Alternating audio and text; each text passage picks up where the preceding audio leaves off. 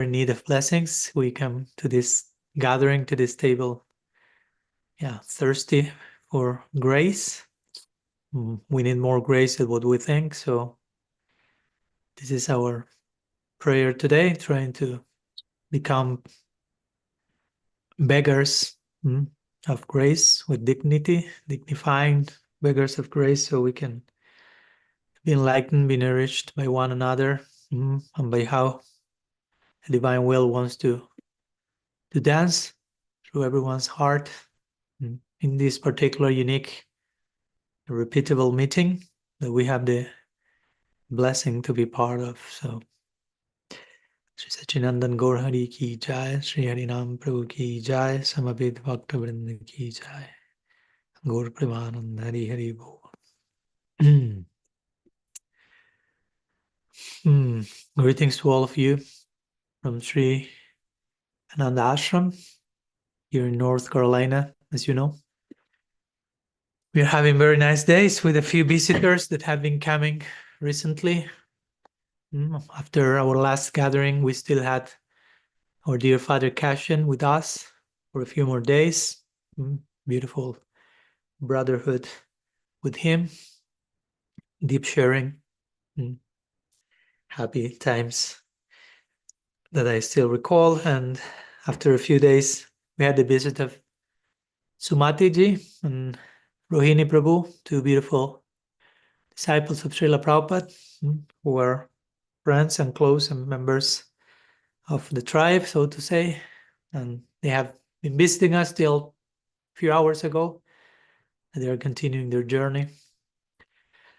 So in a few days, a week or so, we will having a few other visitors.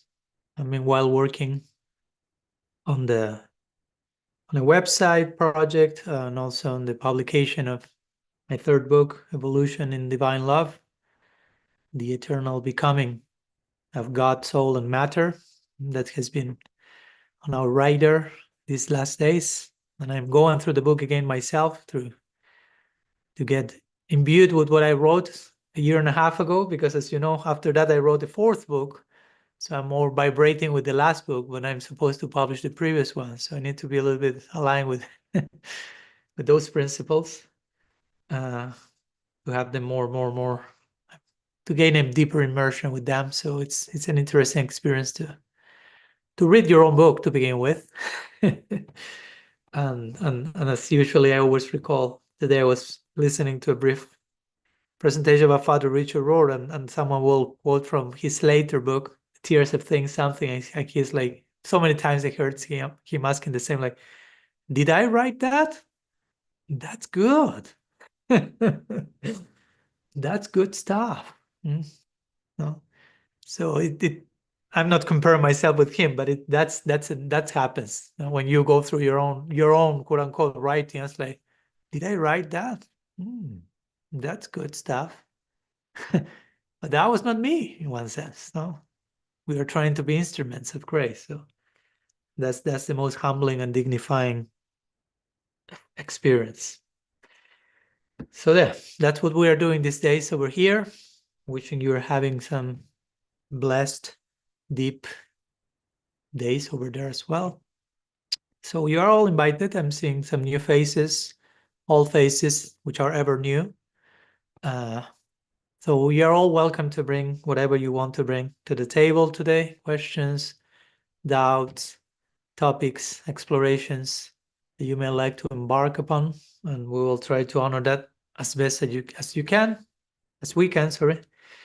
And you are invited to raise your digital hand for that to happen. Eventually, you can unmute yourself, present your offering, or for whatever reason you need to send it written, you can send it written via chat, and we'll try to welcome that very soon. So that's it. I'm seeing a raised hand from Virginia. That's Yugal Kishore. So you're invited to unmute yourself, Yugalji. Yes, I'm here. Oh yeah. Can you hear me? Yes. Okay. I just wanted to say hi to everybody. Somehow I feel a little nervous because I feel like I haven't been very active in our little sangha in some weeks and maybe a few months now. And Swami, I told you I wasn't going to be here today, but then between the option of being here or trying this new thing, a sort of healing circle for veterans specifically, an organization I learned about recently called Veterans Rights, and they do similar things of this is called rights of return. So at post service, post military service, some way to reintegrate back into normal society.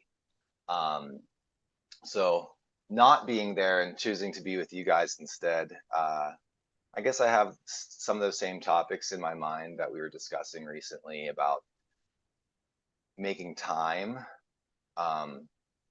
Specifically, I was thinking about making time for God. Right now in my life, I'm not so prone to contemplative prayer. I feel like I need to do some action, So what is the relationship between work and service, I want to say, or if we could use the words karma and seva, because I feel like in some sense, I have a lot of work to do in this world still. I'm not ready to simply give up, quote unquote, renounce it. At the same time, I'm really searching for meaning in that work that is service, so that those things maybe aren't dualistic anymore. So maybe you could say something about the relationship between karma and seva from the scriptural lens, or it's making time for God, relationship between contemplation and action.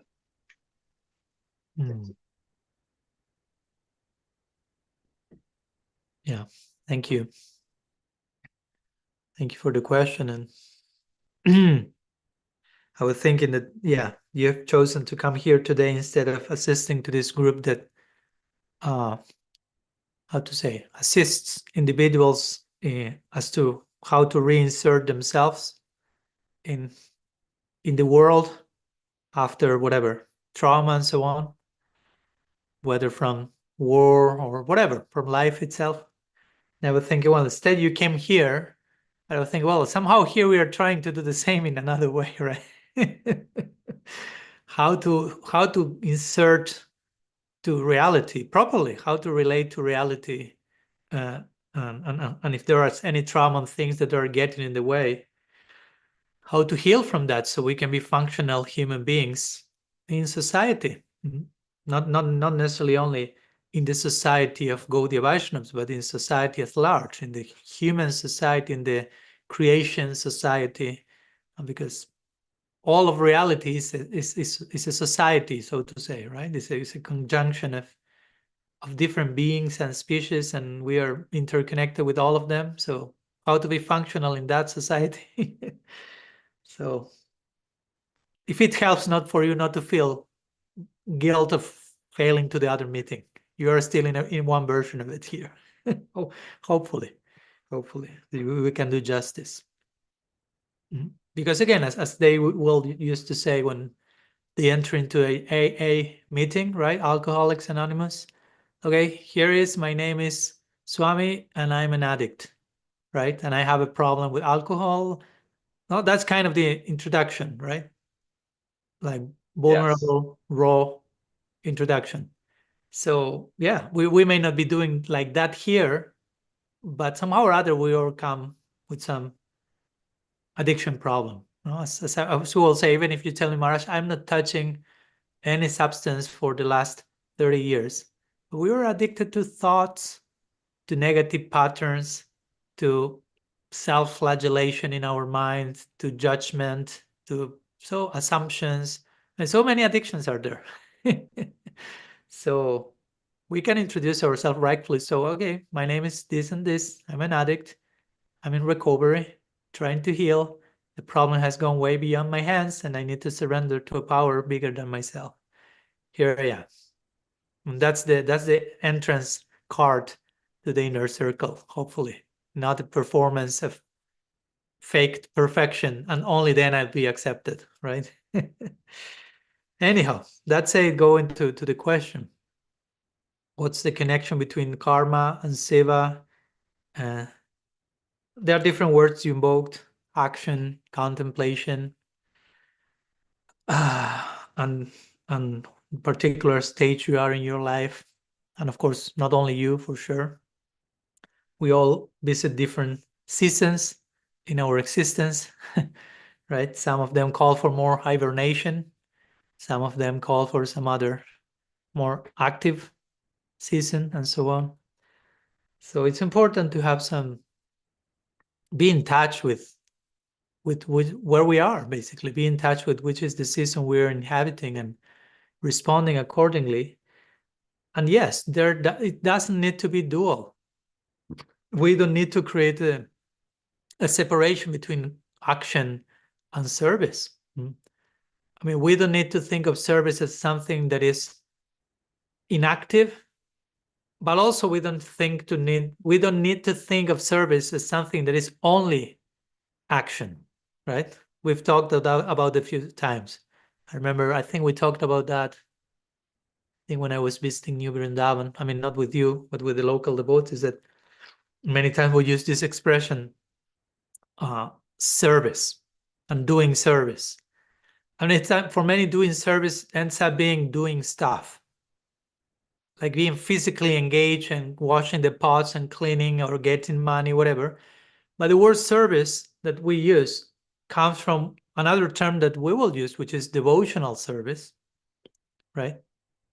And devotional service is another word is a translation of the term bhakti, right? And bhakti has to do mostly with an inner disposition that, of course, will express itself in the form of actions at times, but at times no. For example, Raghunath Das Goswami or some other great personalities, they are immersed in deep meditation. They are serving Krishna, Sri Radha in their minds, and they are creating paved, jeweled way paths for them, and all this ornamentation in their minds. So externally, they are doing nothing, right? But they are engaged in the topmost form of bhakti. So that's an example of how the deepest bhakti involves no physical action whatsoever. Of course, that doesn't mean that it's only that. It can be also active. So again, that's why we don't need to create a duality between bhakti is only this and bhakti is only that. But I'm making this correlation between, again, many times we reduce bhakti, devotional service, doing stuff. You follow my point? From bhakti being an inner disposition of the heart to offer myself in a way that is pleasurable and tasty for the object of my affection, from that noble, dignifying notion of bhakti, we may reduce it to becoming hyperactive externally. But what's going on in your mind? What's going on in your inner chamber? Because that's the only thing that is being offered ultimately. That's the only thing that Krishna pays attention to. Bhavagrahi Janardana, says the scripture, right? Krishna is seeing the disposition of your heart. Not as someone who is not taking into consideration what I'm doing externally, but someone who is looking for your heart. Again, he doesn't care for externals. He doesn't care for performance. He doesn't care for like heroic numbers. No, like Guinness records in terms of numbers, in terms of quantity that can present to him. Look all the money I've collected. Look how many rounds I chanted. Look how many shlokas I memorized. Look how many books I distributed. Look how many books I read. It's totally fine. We are not against any of that, as long as the number is not the excuse to escape substance and quality. So in terms of karma and service, again, our activities are not any activity. Of course, there are activities that may clearly get in the way of offering ourselves in service, right? You tell me, Maharaj, I'm planning to employ myself as a serial killer here in Virginia. And I'm just wondering how to dovetail that propensity with the loving act of serving Krishna. It's like, well, maybe you have to change your job. So, but in general, there is no obstacle to bhakti, so to say, in the sense of bhakti is so powerful that if we want to offer ourselves to Krishna, what can get in the way of that? If I sincerely want to develop my connection with the sweet absolute, there's nothing more powerful than that. There's nothing that Krishna will bless more than that. I mean, there will be so much blessing supporting our project if we are sincerely wanting that. So my point is that action is not necessarily divorced from seva, from service. Of course, I don't want to sound also too new agey, so to say, in the sense, it's whatever you do is service. Not necessarily. I mean, it could be, but it could not be. Yeah. That's a tricky thing with bhakti, that bhakti ultimately is very internal. So externally, I cannot assess if how much someone is engaged in bhakti or not. Of course, someone may be chanting the name of Krishna, reciting the Bhagavatam, but what if we are doing all that as spiritual bypassing? Still, we could say, okay, there may be some indirect benefit, bhakti is so powerful, okay, fair enough, but that's not the type of practice we want to engage in, right? I don't want to just casually sing the name in Namabas during my last breath like Ajamila did, so I can sneak in Golok casually, no? Because that's not the purpose of those stories. No, it's not that you read Ajamila and say, oh, great, he led totally sinful life, and just at the end he say Narayan once, and there you have it. So I will follow his footsteps. That's not the intention of that teaching. The intention is, Kaimutya Nyaya, right? In Sanskrit, Kaimutya Nyaya means what if, the logic of what if. So if Ajamil obtained that by singing once Narayan and wanted to call his son, having led a sinful life, what if you lead your life sincerely trying to chant from the proper place? That's the intention, right? Not how to create an Ajamil Sampradaya from now on. So in the same way, we act in the world, we act one way or another. But that doesn't mean necessarily that that's service, that's bhakti. It all depends on the inner disposition, right? So why I'm acting? Why do I want to act? And what's the motivation behind the action? That's important. We are not against action, but one same action can be motivated from so many different places.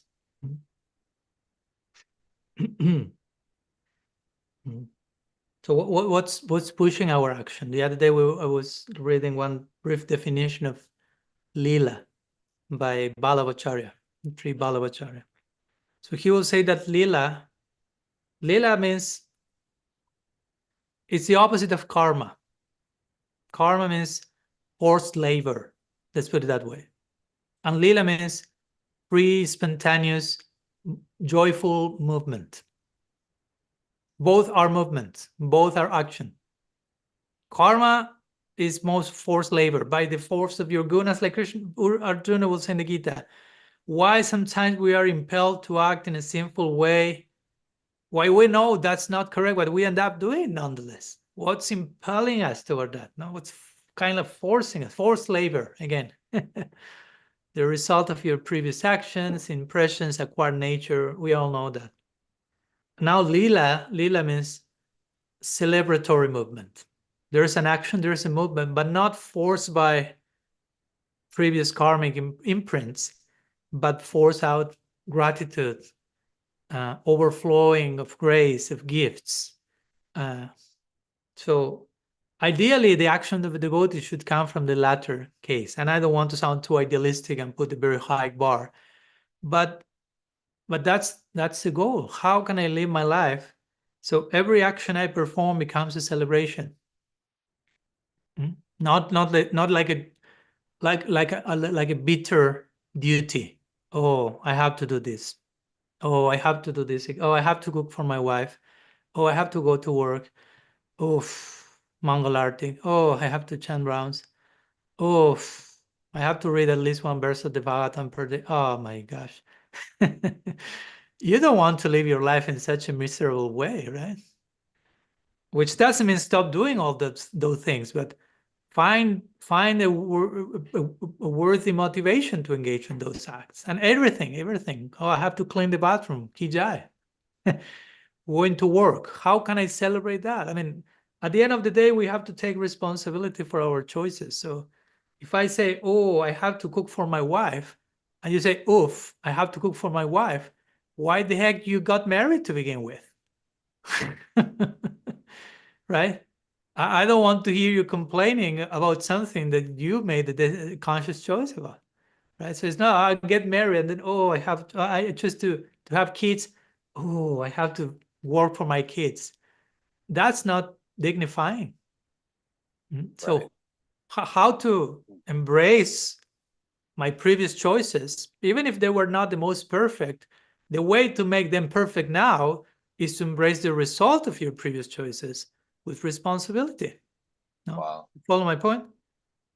You took a decision in the past. And all of us are doing that we know was not the most enlightened one. That created a particular fruit result. Now it's coming to knock on our door. We don't feel that knocking very enthusiastic. We're not like, whoa, we know what that is. But what's the way of redeem that previous quote unquote mistake? Opening the door and embracing the fruit of my previous action with responsibility. Even if I may not be jumping in ecstasy by doing so, at least doing from that committed conscious place. And also understanding there is an upgrade in doing that. There is a redemption in doing that. And when we get to that point, then it becomes worthy of being celebrated. So I'm saying all this in terms of our daily actions. Again, I know all of us may sometimes do some things that we feel, oh, I wish I wouldn't be doing this. But for some reason we are doing that. Whether we have to do that because we chose something in the past and now we are obliged to do that. But that doesn't need to be something negative. It all can become service. Again, service, let's be open about this idea of service, right? Service doesn't only mean I was called in the temple to do the garland for the Sunday feast, right? And I got to wash the pots and I got to whatever, to do a donation. I mean, all that also, but everything can be service in potential. Every action can be service as long as there is a proper acknowledgement, a proper presence, a proper intent of pleasing God. Like Thomas Merton will say, in praying to God, I know that even my intention to please you already pleases you. Not to cheat myself. Okay, I will just have the intention to please Krishna. But acknowledging his generosity, right? So trying to please Krishna, having the intention already is very important. And that's very much in line. I remember reading something that Sridhar Swami says in the Bhagavatam, exactly in the same direction, commenting on Prahlad Maharaj's words, Bhakti is so easy that even if you have the intention of pleasing Krishna, Krishna is pleased by that. The problem is we don't believe that. Yes. Right? The problem is we don't believe that. We don't believe that Krishna can be pleased in that way. Krishna will only please when we become perfect superheroes, super performers, super achievers, super. And Krishna's asking for a flute, flower, a little water. Right? We overlooked that verse, it seems. No. He says water, fruit, flower. He's not saying superhero, super achiever, super perfection. It's too good to be true, right? So it's difficult to believe sometimes. Krishna is so grateful. So yeah, we should try from that foundation. We should engage in whatever action we have to do at home, at work, society. From that enlightened perspective, ultimately, I am the offering, right? When we speak about service, it's not about doing stuff or doing stuff and offering that to Krishna. is offering myself through the stuff, right? Through all the stuff, through the messy stuff. We are the offering. We are the ones who need to be offered to Krishna. As I remember, it came in our retreat in the UK, when we were talking about how sometimes we might think, okay, there is material energy here.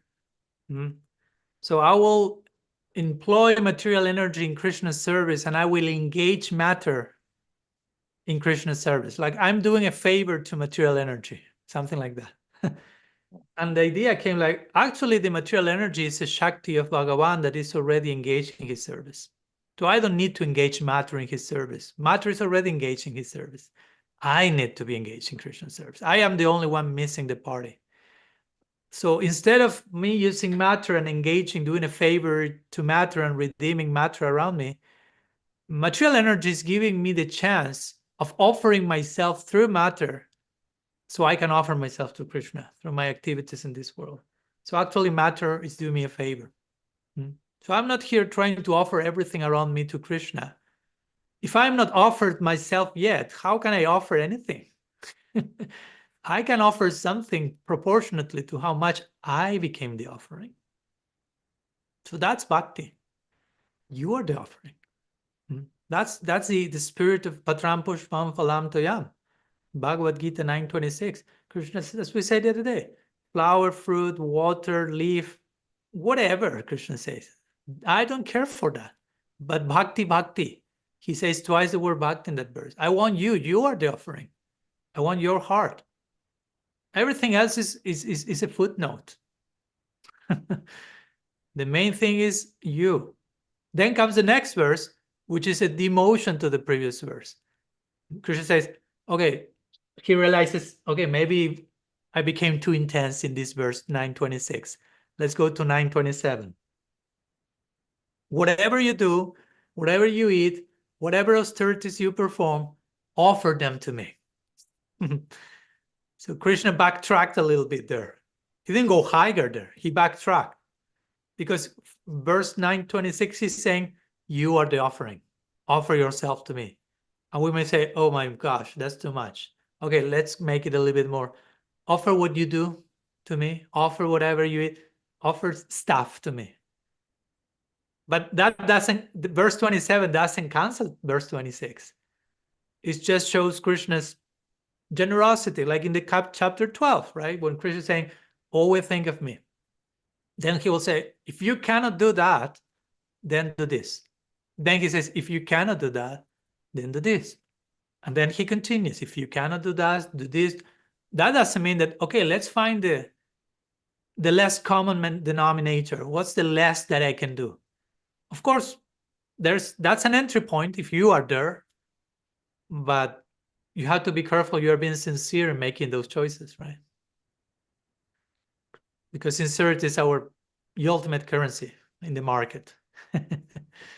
So yeah, we can offer actions. We can offer the fruit of our actions. We can consecrate the earnings of our job, so to say. In so many ways, we can consecrate an extension of ourselves in the form of what we are attached to, what we think belongs to us, my money, my house, my family, my body. I can somehow connect that to Krishna on some level to begin with. But it's good not to lose sight that ultimately Krishna doesn't want the extensions of my ego, my sense of I am mine for him. He wants us, which is very nice. We shouldn't feel that like, oh my gosh, he wants me, such a pressure, so difficult. On the contrary, he wants you. He cares for you. He's interested in you. He's not interested in house, car, money. He wants your heart. But again, many times we still don't believe that. That's the problem. We could repeat that line in this context. Krishna wants my heart, but I'm so unfortunate I have no attraction for this. I have no attraction for this idea. I'm not captured by the notion that Krishna may be interested in me. So we have to, I mean, I don't want you to live crying and depressed. We have to do something about it. To practice sadhana is somehow to acquire faith and believe and experience that actually that's true. Krishna is personally interested in each one of us. And that's what he's looking for. That's what he's calling for. He wants a personal relationship. So anyhow, we can act, and all that can be part of our giving ourselves to Krishna. In gradual steps, again, you cannot offer yourself just in one slice, in one shot. We can make a complete offering of ourselves. We say Atma Samarpana, and that's the term in Chaitanya Charitamrita. Diksha Kale Bhakta Kare Atma Samarpana, says Krishna Das Kaviraj Goswami. Interestingly, he says, Diksha, at the time of Diksha, you made of your whole self a complete offering unto Krishna. So you hear that line and you doubt that you received Diksha so far. Right? At the time of Diksha, I offer myself completely to Krishna. Well, that hasn't happened yet. Most of us may have, okay, I have first, second initiation, whatever. So Diksha is a process, right? This Diksha is not the one-time bestowal of anything, but it's a gradual unpacking and unfolding of the implications of that sound that we received originally from Guru, that seed. And it's a permanent offering. So, yeah. So that's a great meditation. How can I, through every action we perform, how can I make this seva? How can I clean the bathroom and offer myself through my bathroom cleaning? How can I peel my daily potato for the glory of God? That's a valid question. That's not nonsense. That's not daydreaming. That's very concrete. How can I fall in love with Krishna? By washing the pots. There's no obstacle for that. We are the ones putting the obstacles. Krishna is not putting any obstacle. If there is a thing he wants is to fall in love with everyone. So there's no obstacle from his part. Everything is facilitated. So we have to be crafty, creative, curious, and engage in all these daily, quote-unquote, ordinary actions in a way that becomes seva, becomes bhakti. I can peel a potato, and that can get me closer to Krishna. That's Sangha Siddha Bhakti, in Jiva Goswami's words. It's an otherwise normal, ordinary activity that now becomes bhakti because you are doing it with Krishna in the center, including the divine in that moment. And Krishna can be included at any moment because Krishna is already included in everything, right? He's omnipresent. That means he's included. Everything is in him, inside of him. He's inside of everything. I never tired of sometimes just contemplating that, which is the meaning of the word panentheism. That's our philosophy, panentheism, which means everything is in God, God is in everything. We find that in the Bhagavatam, right? When Krishna is accused of eating dirt, Yashoda says, open your mouth. What does she see inside? She sees everything inside of Krishna. The whole world, universe inside of Krishna, but she zooms out and she sees Krishna standing in front of her inside of everything. Right? So Krishna is inside planet Earth, but she looks inside his mouth. Planet Earth is inside Krishna. Paradoxical thinking, right? So that's panentheism. God is in everything. Everything is in God. God is inside of us, and we are inside of God. The whole Virat Rupa meditation is basically that. We are living in the cosmic body of the divine. And he's inside of us. So just allow your mind to contemplate that till it collapses in the good sense of the term. It becomes captured there. So from that place we can act. And we can engage in the most quote-unquote insignificant actions and fully invest ourselves there. The Teresa de Lisieux little way in Christianity. She will say Just do the most little thing you can do. Do it with your whole self for God, for God's pleasure, for God's glory. Picking a flower, peeling potato, cleaning a bathroom. I mean, you can offer your whole self through each one of those actions. There's no limitation. There's no limitation. That's why when Pariksit Maharaj asked Sukadev Goswami, I have 7 days to live, is that enough time? Sukadev Goswami started to laugh. Like, this is not about time. This is not about having enough time. You can offer yourself fully once in 1 nanosecond. Why we cannot do that? Okay, that's a separate conversation. But in principle, that's possible. Now, he gives the example of Katwanga Maharaj. This is all from the Bhagavatam.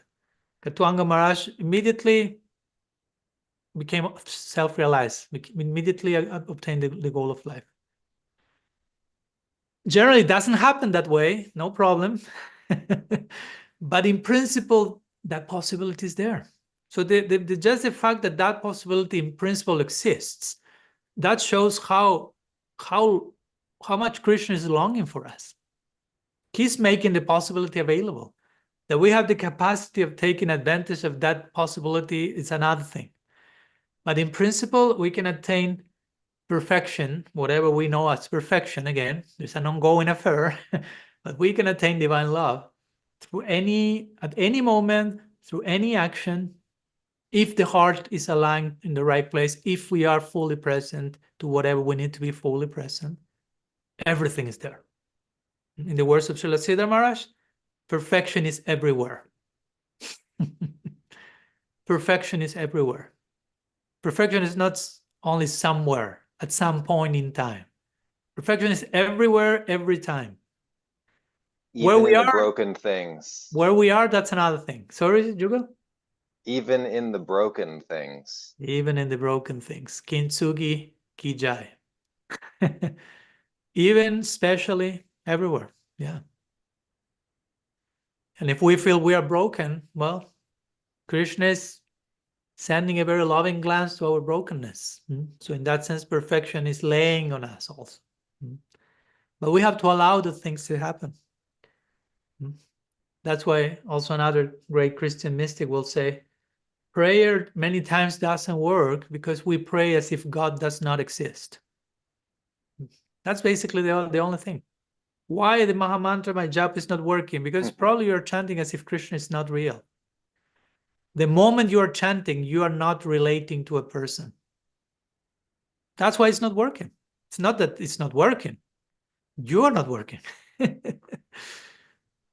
Right? Try to think about the times that we have chanted with proper awareness that we are not alone in that moment, and we are actually engaging in a conversation with someone else. When we were in those moments, I don't think you will tell me, oh, it's not working. Now, whenever you feel it's not working, try to pay attention to how much you are aware that Krishna is there, how much you are Krishna conscious. What does it mean to become Krishna conscious? Begin there. Begin to act as if Krishna is real. No. Act as if he exists. Be conscious of the reality of that person's existence. That means Krishna conscious. For me to be Rasangi conscious means if I'm talking to Rasangi, she's a real person. I'm relating to her and she exists, and there's a result of that. But if I'm in front of her, but I act as if she's not existing, the result will be very different. So be careful in the name of Krishna consciousness to be promoting Krishna unconsciousness. When we have to be careful to not act or practice in ways that create more and more unawareness of God's presence. As I say, sometimes chanting japa can become a mere catatonic repetition of sounds instead of a deep act of presence and communion. So the more we do that in the wrong way, the worse, not the best. Anyhow, I've gone a little bit through the branches of the tree, Yugal Kishore, but I hope you empathize with me because you do the same, my friend. So I'm still in the tree now. I'm exploring all sorts of branches and twigs. there are many branches and fruits in the tree, many leaves and new animals. We are jumping together. It's totally fine. It's beautiful to be a monkey. What's the problem? Yes, you're the monkey. I'm the snake that lives in the tree. So snakes are a symbol to how love moves in a crooked way. So you are praising yourself very nicely, no problem. Anyhow, well, I thank hope you, Swami. I hope it helps. Yes, it does. I feel like I could listen to all of it over and over many times. So thank you. Good luck in your action in the world in Krishna service. We need that. We need that. Okay. Rasangi, next. I hope I'm treating you as a person now. Rasangi. Yes, thank you so much, Maharaj. I love that. That's one of my questions. What does a radical personalist look like? How does he walk in the world and decide what to do next? But I have that question, you know me. I have another question, and I also wanted to introduce my two good friends, Rupa Manjari Didi and Guru Das Prabhu is here. My sweet, wonderful friends. They have been hearing about you and reading about you too, and now here they are. I'm so happy they're here. Pranam to both. Thank you for coming. And my question is, other than what does a radical personalist look like? Waking up in the morning, what to choose to do next. But my real question is, maybe sometime you can answer that. But I'm looking at Shri Krishna, Reality Beautiful. So Srila Sri Maharaj calls Krishna an autocrat, a despot, and a liar. That's intense, right? Oh my God, it's something to wrap your head around. And you know what he says? What degree of selflessness and courage is required to work for an autocrat, a despot, and a liar who is up to anything? And so, raise your hand, those of you who are unsettled with that sentence. I know. I mean, it makes it a little like. So what I want to hear more what you have to say about this. But you know, he also talks about that because Krishna is absolute good, it's all okay. Yeah, we have to put everything on the scale, right? But then you know what he says? And Krishna is a liar to entice us because we cannot understand the whole truth. Oh, yeah.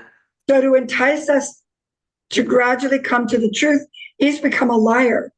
And this doesn't say on the battlefield. I don't think that I know those instances of Krishna lying on the battlefield of Kurukshetra. But this is referring to us coming to him. On the way to come to him, he also tells lies. So that's what I'm curious about. How do you feel? How do you feel? What emotions come to you when you hear those things? I'm wondering what is a lie? What is the lie? What is the lie that he's telling on the way to come to him? And yeah, it just struck me. I had to read it over and over again. Because I've heard about his line that he won't pick up a weapon, and then in Ashvatthama, you know, he lied about that was the elephant, not the son of. Yeah.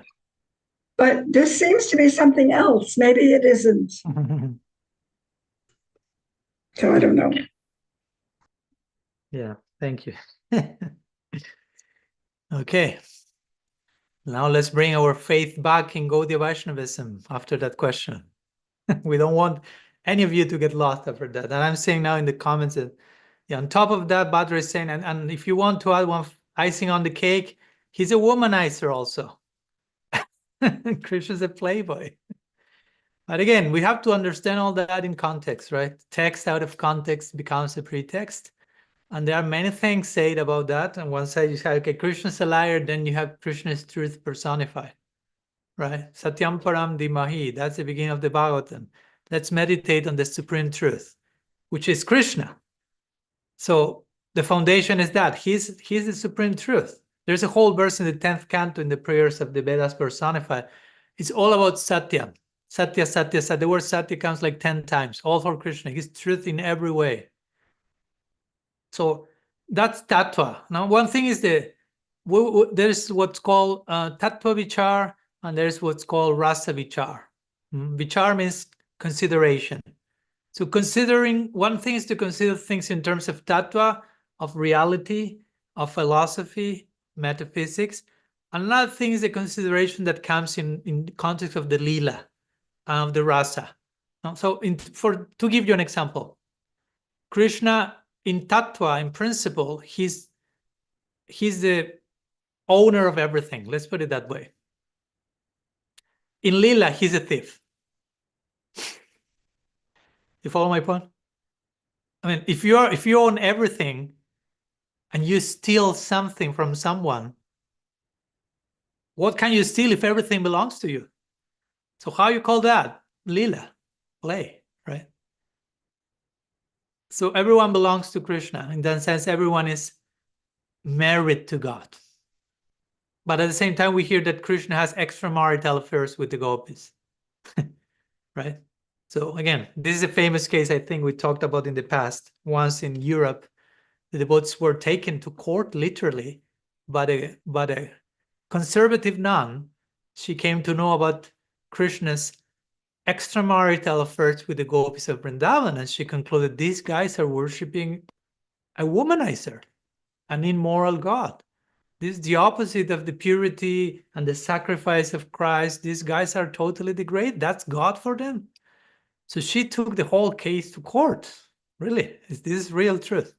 So at one point she was presenting all the evidence in court against Krishna and bringing him from the Bhagavatam and this book and that book, and these guys are worshipping anyhow.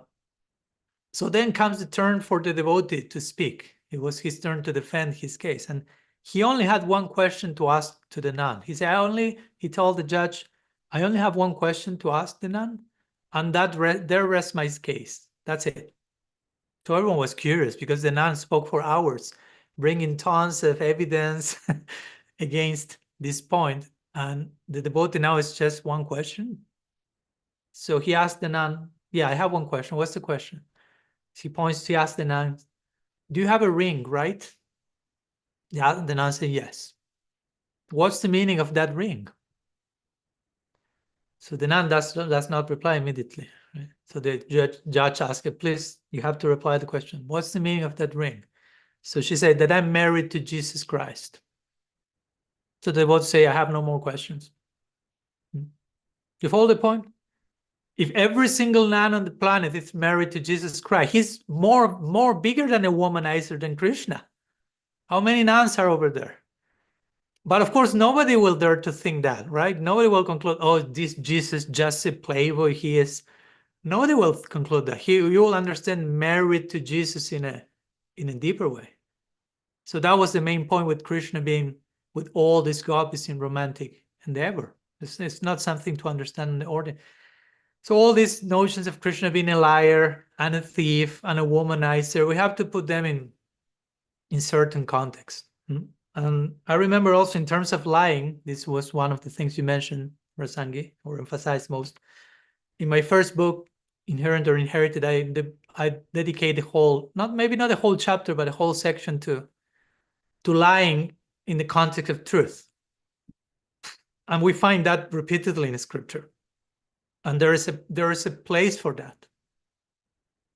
Right? For example, in the Yoga Sutras, you have the yamas and the niyamas, right? The first yama is ahimsa, non-violence.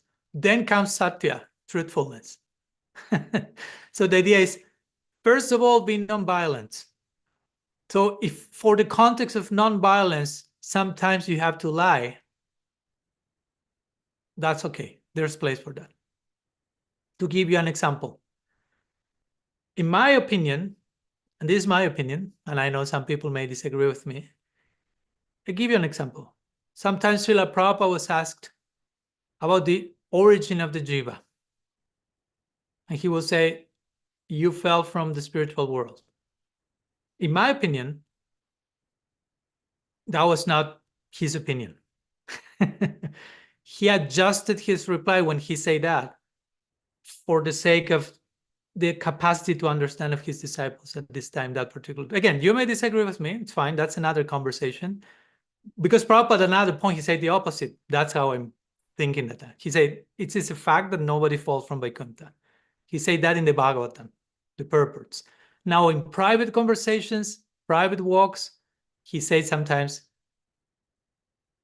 you fell from Vaikuntha. So I can understand, because I talk with some devotees about, so do you mean that Prabhupada was lying to those people? I mean, you can say technically yes, but I wouldn't say that's a lie from a place of cheating or bad intention. It's a lie from a place of, I wouldn't even call it a lie, but from a place of compassion, understanding, like the example we give sometimes. A boy will ask the mother, Mom, how did I came to this world? And the mother will, the boy has 3 years. He cannot process the whole dynamics of biological reproduction. So she will say, just a bird put you on the chimney and you were here. Technically, she's lying, right? But she's doing that from a place of ahimsa, non-violence to his son, because to come with the actual truth will be too much to process for that person, right? So eventually, the idea is that the actual truth will come. It's not that it's a keep him from the truth forever. It's just a momentary, like Narad Muni when he was with this hunter, and he said, okay, sing this mantra. It's Mara, no? It's death. It means death. But of course, his intention was you repeat Mara enough times and you have Rama. No? But technically, he didn't say that to the hunter. So we could say he hid some truth. There was some, no? So that's a little bit, could be related to the example that you quote from Srila Sridhar Maharaj, where we could say, okay, Krishna sometimes doesn't show us the full truth because he knows that we are not able to deal with that. That can be applied also to a guru. That can be applied to a guide.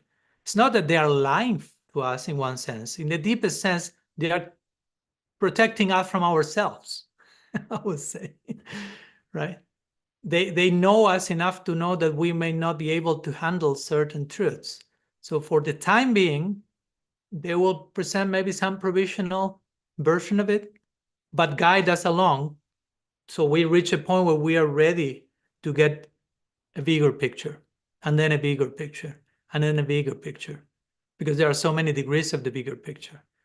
But we cannot say, oh no, my Gurudev is cheating me because he didn't tell me the full thing in detail from day one. But which capacity did you have to deal with that? So we should be also humble ourselves and acknowledge our capacity and our motivations and our intentions, so to say, sorry. So yeah, maybe Krishna at some time for our, because he loves us. So for me, that's the ultimate, how to say, the ultimate bedrock. Whatever Krishna is doing in relationship to us, it's out of love.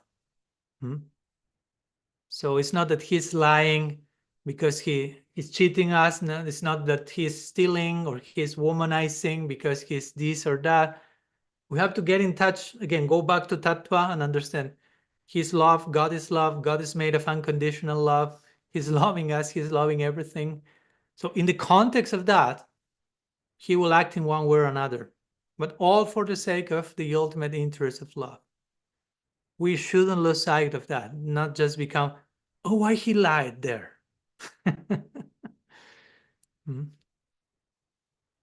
I mean, we are lying to ourselves so much that sometimes a little bit of truth feels like too much. So sometimes it needs to be curated. Like if you spend 10 years inside a dark room, black hole, you have no contact with light. And if I open the door and I expose you directly to the light of the sun, then you may go blind. You know, the light may kill you.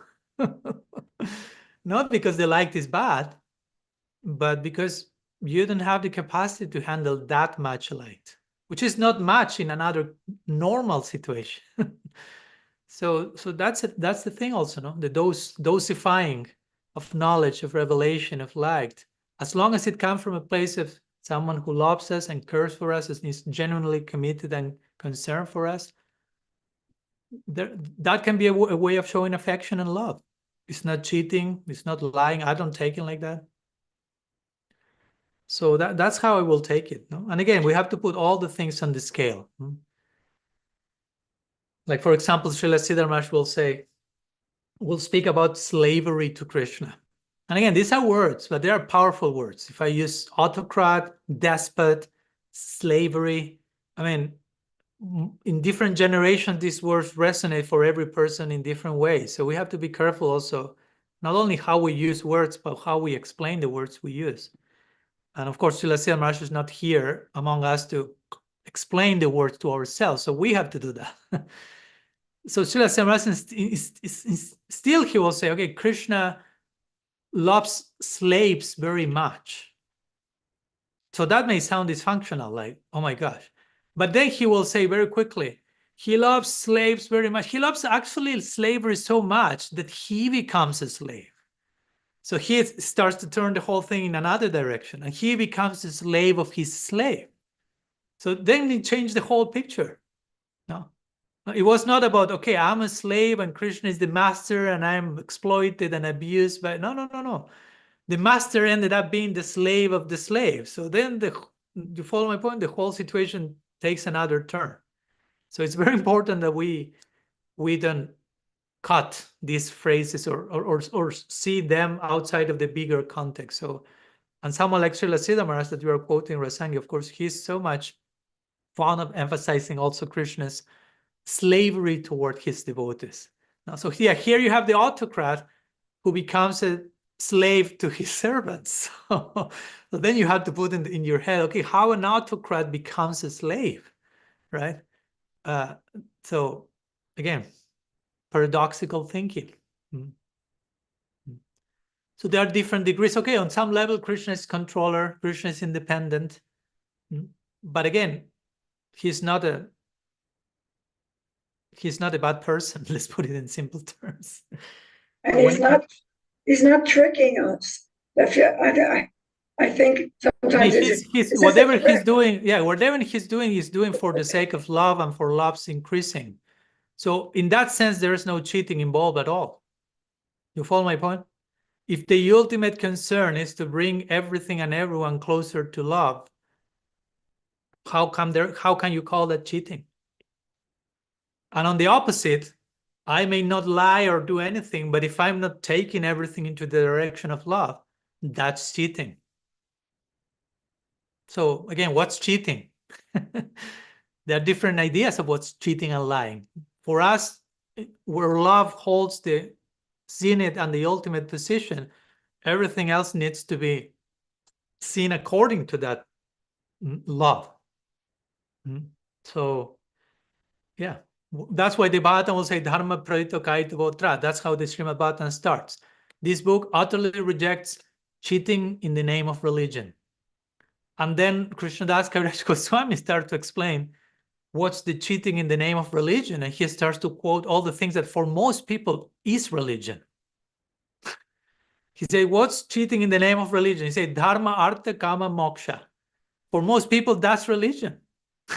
Most people approach religion for Dharma, being good people, pious in the world, Artha, getting financial development, Dharma, Artha, Kama, getting delights, sensual delights here and in the afterlife, and Moksha, getting out of here.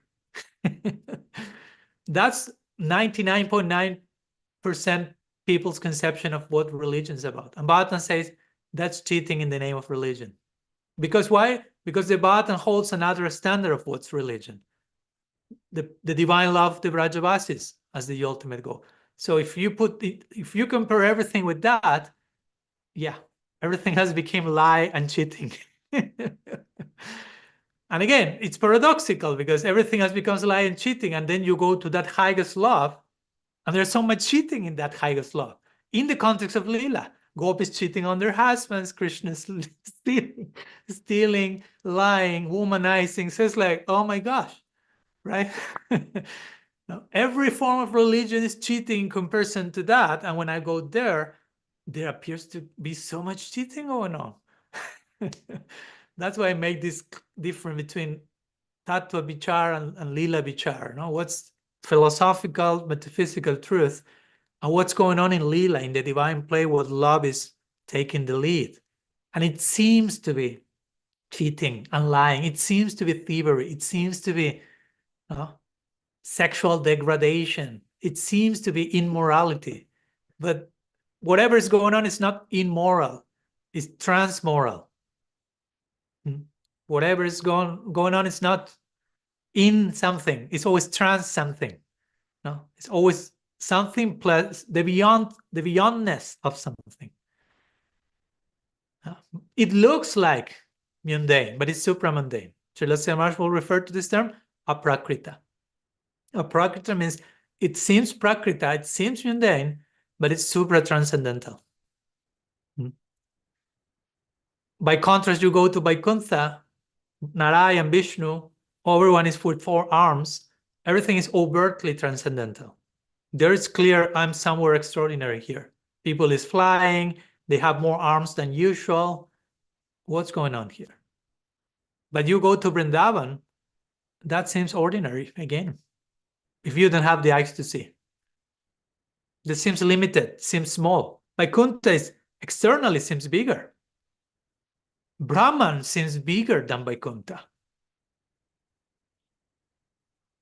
Externally. But for us, the measure is not size, bigger. Brahman is all pervading, there's no limits. Wow. Vaikuntha starts to seem more localized, more limited. Then you go to Vrindavan, it sounds even more limited, more local, village life, village people. They're all, it seems to be an uncivilized tribe. There's cheating going on. But so it seems more limited, more ordinary. But if you pay attention with the right eyes and you appreciate the quality of love that there is, it's way bigger than Vaikuntha and Brahman put together. You ultimately, love creates the spaciousness, right? If you are with someone you love in a cave, there is enough space. You feel you can hold the whole planet Earth between you.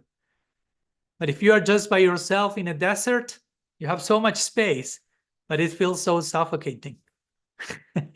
There's no love. No, I'm not here with someone I love. If I'm with someone I love in a room of 2 feet for 2 feet, that's fine. There's enough space here because there's enough love. Love gives the space, gives the air. That's why when you love someone in Sanskrit, you call that person my prananath, my praneshwar, the Lord of my breath, the Lord of my life air. Now I can breathe. I'm loving, right? I'm not loving, I'm suffocating. Even if I have the whole world. Anyhow, some thoughts, Rasangi. Does it make sense? Oh, yeah. Oh, somewhat beautiful. I mean, the Beatles were right again. All you need is love. But the thing is that love is the big rectifier of everything.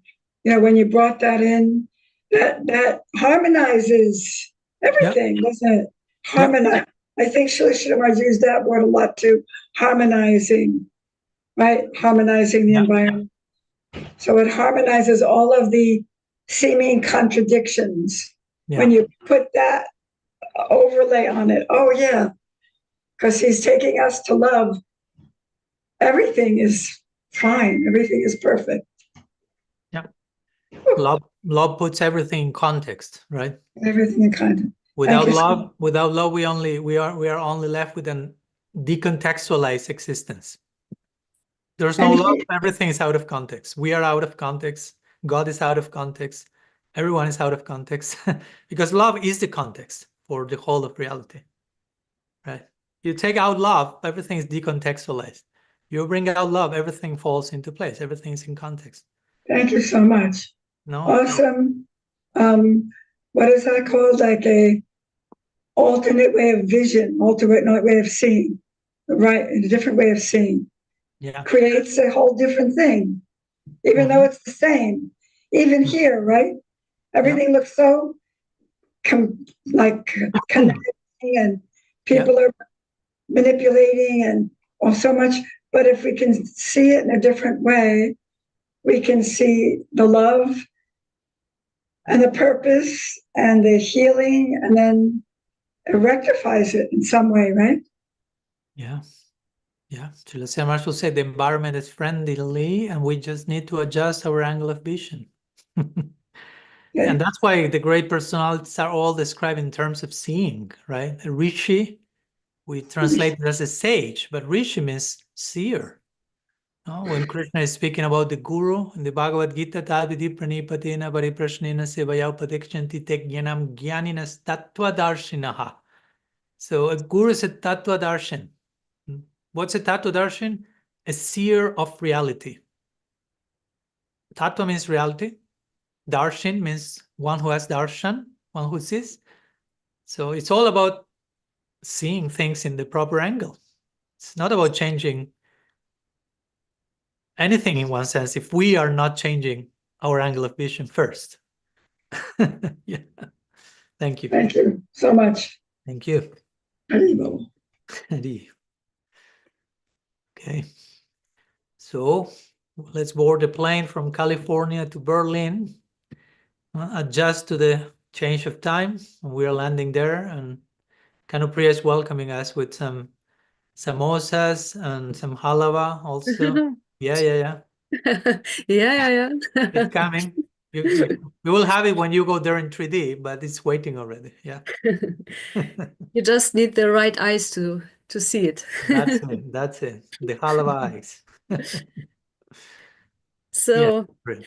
I would like to learn a little bit more about the steps of Bhakti, the 9 steps of Bhakti.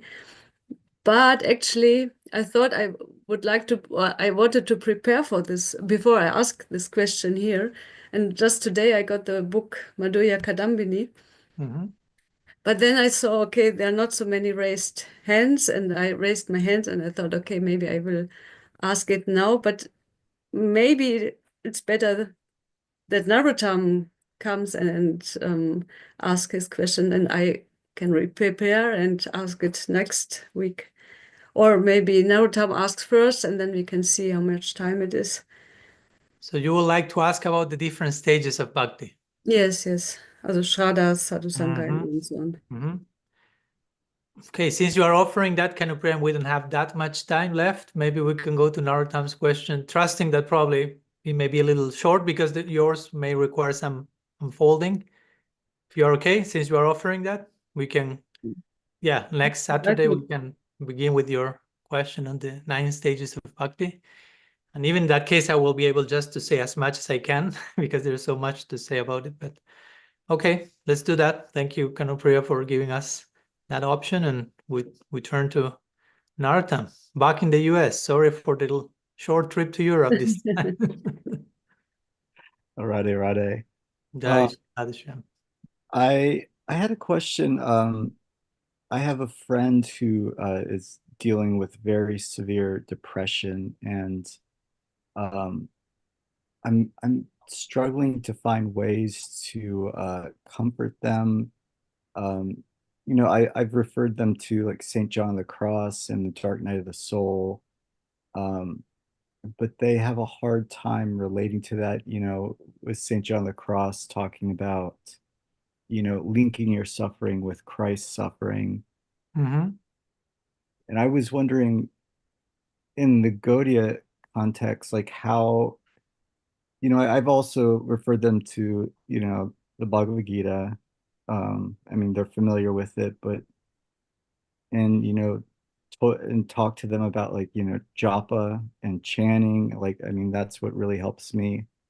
But they seem to be very lost, and they're saying the japa isn't working. And I wanted to ask, is in our Gaudiya tradition, how we can address this topic of severe depression for people, and how they can relate to it, and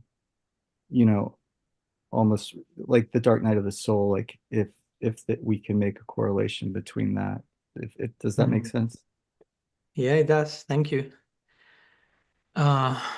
I wouldn't necessarily make a correlation between severe depression and the dark night of the soul. I wouldn't diagnose both as the same thing. Though in some cases it may feel like if you are going to a genuine dark night of the soul, may feel like some form of depression or emptiness or death. But I wouldn't say that whomever is going through severe depression is having a dark night of the soul, right? Of course, to speak about the dark night of the soul is a separate lecture we need, but it's more of an inner spiritual death and reawakening. And some people may be having a severe depression out of something very different from that. So again, I'm talking in general. You're of course mentioning this in the context of a friend of yours. If I could say, I'm sorry, if I could say, one of their things is they feel like very just like abandoned by Krishna, like they're not connecting. So it's that. Yeah. But again, my point is still I don't know the person, and my point is every person has a background. Even if we come to Krishna consciousness, and even if we identify our depression as an abandonment of Krishna, many times although in one sense Krishna is the root of everything, the root of feeling abandoned by Krishna may not be Krishna in this case, right? You may have been abandoned by your parents or by who knows what. I mean, many times it goes back to childhood. I don't want to sound very repetitive by saying that, but in many cases, we have some wounded, some child wounds there that need to be addressed, because if not, many times we project them onto God. So many times we've had some, again, and I'm not giving any diagnosis here to your friend because I don't know who is your friend. I'm just talking in general, but most of us come with some wound from our childhood, and many of them are related to our parents, and our parents were our original authority figures. So for all intents and purposes, in a practical experiential level, our parents were our first gods, so to say. Our first experience of God was through our parents, in one sense, of authority figure, ultimate protection and shelter, and all that eventually God ends up being that person. But in the beginning, 2, 3, 1, 5 years, we generally do not entertain much about how God is the embodiment of that. So parents become a reference point for that. So when we have some wounds and unresolved stuff in connection to them, generally we just carry that woundedness to every other relationship. So that's why it's so important to address and heal that, because if not, we end up projecting even onto God himself. So if for whatever reason we felt abandoned by our parents, to give an example, again, I'm not saying that was the case in this case, but if we felt abandoned by our parents, even if they didn't abandon us, but we felt abandoned for whatever reason, we may embrace that template in relation to Krishna in a situation where he's not abandoning us, but somehow I feel like that's the case for whatever reason. So for me, all that requires specific addressing. Is for me, I'm not so much friends of chant. I mean, I'm not against chanting japa or inviting people to chant japa or to engage in the angas of bhakti. But in cases like this, I recommend a specified addressing of the situation. Like, okay, let's sit and talk and let's see what we can get together in this. And there may be a point in our talk where I will realize, okay, in this case, you need the support of a professional here, right? Again, not everyone may agree with me, but in some cases, people need therapy. They really need. And I cannot just tell them chant japa. I mean, because it's not working. And it's not that japa is not working, but there is some unresolved thing in themselves that gets in the way of their experiencing the fullness of japa, the fullness of every devotional practice. All of them are there, perfect, very powerful. But what gets in the way of me experiencing that fullness? So that's when we have to address that in a more introspective, personal, specific way. That's anartha nivriti for me also. Anartha nivriti is not just chant japa and all the stuff will magically disappear. No, do all that with the faith that the name is purifying you, of course, but also do your part in being introspective and discerning what's getting in the way, how I'm feeling now, which are my emotions, contacting your emotions, what's behind that. Okay, I feel abandoned by Krishna. Why? What happened? What's behind that? Till we get to some more root causal moment. And many times again, it all begins by some honest, vulnerable, safe disclosing of the heart in confidence. Sadhu Sangha, Guhyam Akyati Prichati, as Rupa Goswami will say. Reveal your mind in confidence.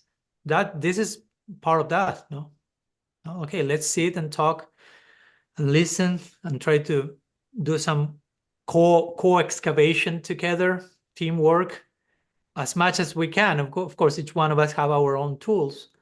And if we are reaching a ceiling, a limit, okay, maybe this person may need also be derived to some professional assistance in some cases. And to be honest, I know many cases of practitioners, Vaishnavas, or other traditions that they have done therapy and that helped them a lot. And they continue to do therapy. It's something ongoing for them. It's not just, and some people know they don't need to do therapy, and that's fine. I'm not here also over pushing everyone needs to do that. And I would say that therapy by itself, at least for us, it wouldn't be the ultimate solution either. And for me, the ultimate solutions are always spiritual. but embracing some professional help sometimes helps to clarify, to share. So that's what I will recommend. Not just, okay, read the Bhagavatam, right? Or like I was in New Vrindavan a few weeks ago, and we were talking about something of that, and yes, one of the devotees were saying, yes, some people prescribe bhakti as therapy, basically, right? So I don't know. I want to kill myself. I'm suicidal, and the reply is like, "Oh, wake up earlier, right? Or go more to Mongol Arctic." So that's not the answer I need. No. Or again, chant more rounds. How many rounds are you chanting? Oh, that's why. No, not necessarily. Yeah, I think You follow my point. I'm not against chanting more rounds and going to Mongol Arctic. I'm saying that in some cases, at least some cases, every case is unique. I'm not friends of like making an abstract of, okay, this is a magical solution for the whole planet Earth. No, every case is a galaxy unto themselves. So they need a very specified, that's why I like radical personalism. Every case is unique. So every case needs a unique diagnosis and guidance and support. And so it's not like, okay, this is the magical formula, the official rule, one size fits all. Good luck with that. I mean, I think many of us have seen the results of trying that method and how many ended up feeling, this is not for me. This is not touching me. This is not addressing who I am here and now. This is not personalist enough. So we need to, I think big part of the healing, as in the case of depression, I'm talking in general again, but the healing of the depression many times starts with that, with getting to connect someone with empathy, with openness. The person can be vulnerable, can feel accepted, can feel heard, seen. I mean, at that point, you cannot feel abandoned anymore. So I think it all begins there. Even if you tell me Krishna has abandoned me, and we know that's not the case, but okay, someone is feeling that. Okay, let's give them a direct experience of being unconditionally loved, accepted, seen, heard without judgment. And at the end of that, they will feel, oh, I'm not feeling abandoned now. And you can tell them, okay, whatever I was able to provide to you, that's just a trailer of how Krishna feels for you, actually. Right? Something like that, right? So, because, yeah, many times the feeling of abandonment weighs back to our, as I was reading the other day, a line from this book by Healing the Shame That Binds Us, from John Bradshaw, very recommended book. And he will quote someone else, I don't recall his name, but he says, unless we heal and solve our source relationships, and by that he means mostly our parents, our wound from that. Unless we heal and solve our source relationships, we are never really in another relationship. So that was intense. Unless you heal and solve what happened in those source relationships, you are never into any other relationship. You are just taking what the unsolved parts and replicating that with mom, dad, girlfriend, son, friend, guru, God brother, Krishna. So yeah. Yeah, I think they've gotten advice where you were saying it's just like, wake up early, read, do japa, and Yeah. and they're like, well, I'm doing all these things and it's not working, but what you said makes perfect sense. It's Yeah, I mean, yeah, I personally consider that those who are in, I mean, if I dare to open my mouth and give advice to someone, I should be equipped to say something with coherence. So not everyone is qualified to guide people on the path, to be honest. Now, for example, this case, if you come to me and tell me I'm in a severe case of depression and I tell you, you just chant more japa, that's a proof that I'm not properly trained to be a guide to other people. And I'm not condemning those who are not properly trained. I'm just saying they are probably with well-intended and doing the best they had with the toolkit they have. But to guide someone in a delicate situation, inner space, that's a delicate stuff. So you need to qualify yourselves. And I don't mean you have to have a PhD in psychology, but you have to have some training of some sensitive capacity to understand what's going on and not just have easy answers, one size fits all. That's not necessarily a solution. That may give you a sense of, I say the correct thing, I did my part, I spoke the truth, but then the other person leaves the practice altogether and then of course you might say, oh, it was their karma, they didn't have enough sukriti. We can always justify everything, so we don't have to realize I'm failing miserably as a guide and as a mentor. So, and I recognize that in myself. I mean, I was put in a position of leadership when I was 20 something, and I was 20 something. I mean, 20 something, what do you know about life, with all respect? So suddenly people, and I was a sannyasi, and everyone looked up for me, and probably some thought I was a pure devotee and a superhero here came to save the community. And I had good intentions, but now looking back, I've been a sannyasi for 16 years, and I'm not saying I'm perfect now either, but I can look back, and in that retrospective, I can see, of course, I didn't say so many things that were immature, not very profound, but I had my best intention, but I was not equipped and educated, trained enough to assist into that journey. So that's important. So hopefully we can learn from past, I don't want even to say mistakes. We tried to do whatever we could do with the best tools we had at time. So that's valuable. But also we can learn from history and continue to upgrade without resentment, without bitterness, without superiority complex. Oh, now we have all these tools and all you guys from the old times. No. Just with gratefulness and ongoing upgrading of our offering, right? So I hope that helps not only to you, but hopefully to your friends, especially. Yeah. Absolutely. Thank you, Our Maharaj. prayers to him. Yeah. Thank you. Okay. So we are on time here. Chaitanya Mahaprabhu ki jai, Sri Harinam Prabhu ki jai.